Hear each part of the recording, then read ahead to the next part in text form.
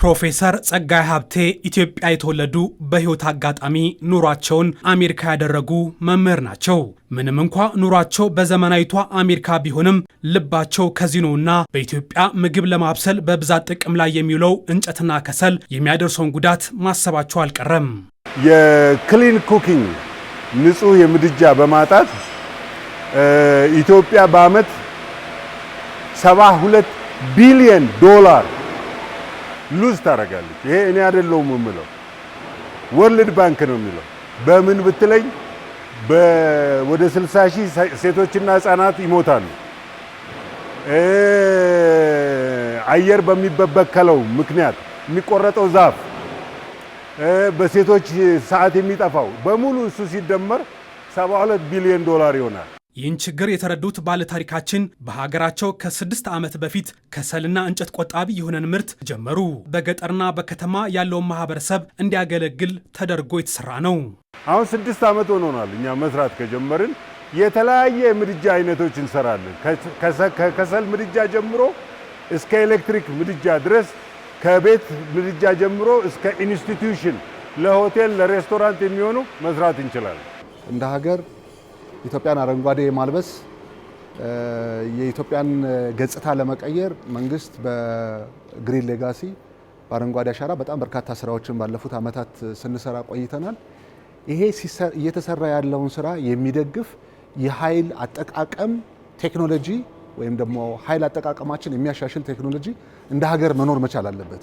በአረንጓዴ ልማት ላይ የተመሰረተ የኢኮኖሚ ስርዓት በመገንባት ላይ ለምትገኘው ኢትዮጵያ የግሉ ዘርፍ ተሳትፎ ከፍተኛ ነው።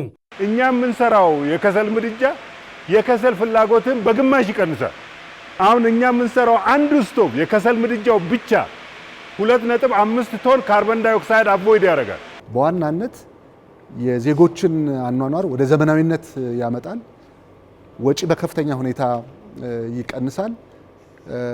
ኃይል አጠቃቀማችን በተለይ ግሪን ስለሆነና ማገዶ ቆጣቢ በመሆኑ ምክንያት ኢንቫይሮንመንት ላይ የምናደርሰውና አካባቢ ላይ የምናደርሰውን ጉዳት በከፍተኛ ሁኔታ ይቀንሳል።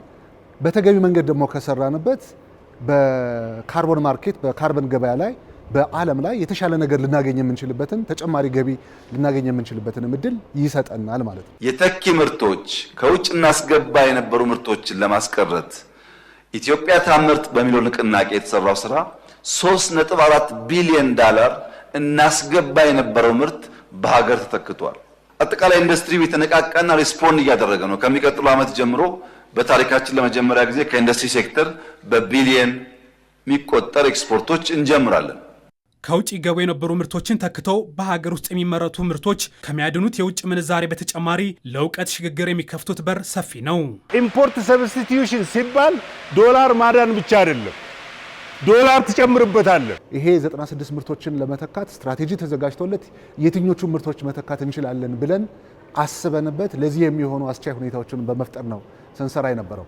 እዚህ ውስጥ ምድጃ ብቻ ሳይሆን ከውጭ የሚመጡ የኤሌክትሪክ ምድጃዎችንም ጭምር ይሄ በእንጨት በከሰል የሚሰሩ ብቻ ሳይሆን ከሌላ ሀገር ተመርተው የሚመጡትን አጠቃቀማቸው ይበልጥ ውጤታማና ዘላቂ እንዲሆንና ኤፊሽንት እንዲሆን ለማድረግ በሚያስችል መንገድ እዚህ በሀገር ውስጥ እየተመረቱ ነው። የሀገር ውስጥ አምራቾችን ለመደገፍና ለማብቃት እየተሰራ ያለው የኢትዮጵያ ታምርት ንቅናቄ በርካታ አምራቾችን ወደ ስራ የመለሰ ሲሆን አሁን ላይ የዘርፉ የማምረት አቅም 66.3 በመቶ ደርሷል።